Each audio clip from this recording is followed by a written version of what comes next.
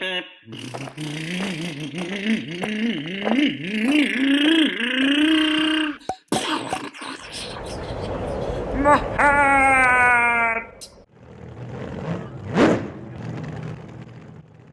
this video, I'm going to talk about the latest and the greatest when it comes to Fortec. Now, for those of you who have been following my channel, you're probably quite aware that this is a platform that I really enjoy.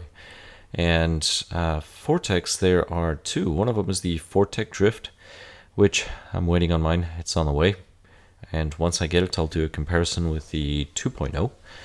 And I mean, just based on the pictures, there's something that Traxxas did that I think is amazing, and I don't know why it took them so long.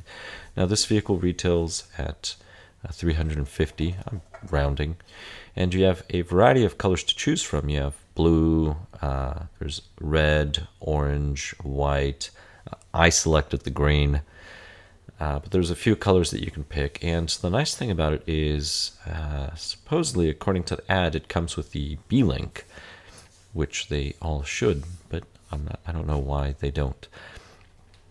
Now, this car is going to be, say, tuned for drifting. Something that I find interesting is that the motor is in your regular spot. It's not up high, and this is a 21-turn motor, and I'm curious what the difference is between this motor and the crawler motor, because if I recall correctly, that's a 21-turn motor as well. Maybe it's just a bigger fan or something in the back. I would not be surprised if that were the only difference. Now, based on the looks here, this appears to be a regular Fortec 4.0 without...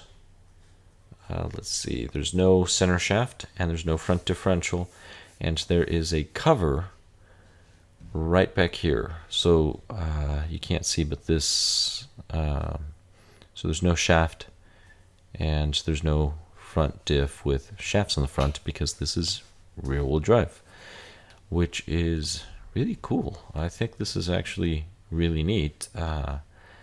And I think the platform, just in general, since Traxxas released this, has had a lot of potential. And just notice the variants that Traxxas has released. But my favorite feature is right here, and it's this, the upper arms. And I think these are wonderful, and it took Traxxas a really long time. Now here, I think Traxxas, I don't know why they went with these arms in this model, but not the previous models. The only thing I can think of is maybe in a really hard crash, this part of the arm might break. But if you're using it only for drifting, that may not be an issue. But the beauty about having this type of arm is it creates more stability. And I understand why maybe on the 2.0 they did not do it originally, because that was more maybe of a bashing car. You're going to hit stuff, so it allows for more flexibility. Versus here, drifting requires more position. That's what I'm thinking. Now, they also have the clipless system, and I hope the clipless system for this vehicle is as good as the Slash, my Slash 4x4. The system for the body retention is very, very good. On the Corvette, that body loves flying off left and right. So I'm curious which one it resembles, and I'm afraid it's going to resemble the Corvette, because the Corvette is based on this platform. It's just a longer tub, and I have an old video. If you haven't seen it and you're curious what the difference is between the 3.0 and the 2.0, I have a video on that. But long story short, it's really just the center and the wheels, front bumpers, etc., that are different. The Supra is awesome, though. I do think the Supra is awesome. But there are a few gadgets. You do get the hard and soft tire compound according to this, so we'll see once I get it what I think about the tires. And I'm curious if the soft compound is going to be similar to the Goodyear tires, because the Goodyear tires that Traxxas sells, if you haven't watched that video, go ahead and watch it. My Fortec 2.0 will spin those day and night and drift constantly. Those might as well be drift tires. So I'm wondering if those are, say, the soft drift tires. And if they happen to be the same, that'll be awesome because I have that set of Goodyears and they look amazing just because they say Goodyear. So I would probably run those. Actually, I will run those. Once I get the car, I will run those. But this is one of the latest features with the newer Mustang body, but as you can see, it looks like it's a wide fender model because on the real one, they do not stick out the way they stick out here. And I think part of it is just to make the body fit the dimensions of the Drift 200mm body. I'm not really sure why. One of the nice things about this is you get turnbuckles in the rear. So if you get the regular 2.0, they're fixed. The VXL has the turnbuckles. But it'll be interesting. Shocks appear to be the same, but you're going to get different springs. If you've watched my other videos on Fortec upgrades, you can always replace these rear shafts. Although you're going so slow, it probably doesn't matter. I would just leave these cups with the dog bones.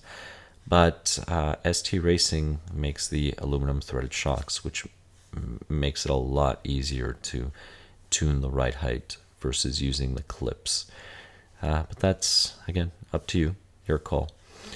But I do have some videos on the 2.0, and most of these parts are probably going to fit. So once I get the car, I'll compare it with the 2.0, and I'll tell you what the basic differences are. But just looking at this picture, the tub appears to be the exact same. Everything here toward the rear. So the differences would be the clipping system for the body, and then the shock tower for the new arms. I said shock tower, sorry, I apologize. This tower here, the bulkhead with the arms, and there's no diff in the front, so there's nothing here in the front. And then you get the new bumper. This looks very similar to the Supra or the Corvette. But this is great, so I can't wait for mine to arrive. And the other thing that actually got me real happy is the Supra. So the Supra is now coming out with the new, well, I guess it's no longer as new, but we have the brushless motor, the 2S brushless motor with the 2S ESC, and I really like the system. If you have not watched my video on the specs and turns, go ahead and watch it. So I actually took one apart, counted the turns, and I actually did a Gauss reading as well on the rotor. So again, it's no rocket, but just for having fun, it's a very good motor, and the runtime is very good as well. And the best thing is, it's the Supra tires. These Supra tires, I would say, out of the Fortec family, if you're looking for grip performance, they are the best tires. I really enjoy these tires on my Fortec 2.0. So yes, I do run them on the 2.0. I cut the fenders. Watch the video if you have a chance. I would really appreciate it. And then you can see how these handle. I mean, I struggle to break it loose. So if you want something grippier, this is the way to go. But if you want something drifts, well, you want the other one. That's something to keep in mind. But I would still consider doing some of the upgrades. So you can watch my upgrades on Fortex. And keep in mind that if you can do it on a Fortec 2.0, more than likely you can do it on the Supra 3.0 chassis. The difference is just the tub. It's the center. That's it. Everything else is, just bolt-ons, let's say. But this, I would say, is the latest and the greatest. So now you get the BL-2s system in the Supra, and price, I want to say it's $350, but I could be wrong. Oh yeah, $350. Here it is on top. You have the model. And again, the Drift, which I'm curious as to why it took Traxxas so long, but then again, it's not really my business to ask. But I'm glad they did. But here we go. So this being said, thank you very much for watching. I hope you enjoyed it, and I'll have some videos coming out once I receive mine. It should be, hopefully I get it this week, then I'll play around. So in a few weeks, sometime this month, I should have some videos on it. But again, thank you very much. Please subscribe if you have not, and I'll catch you in the next one.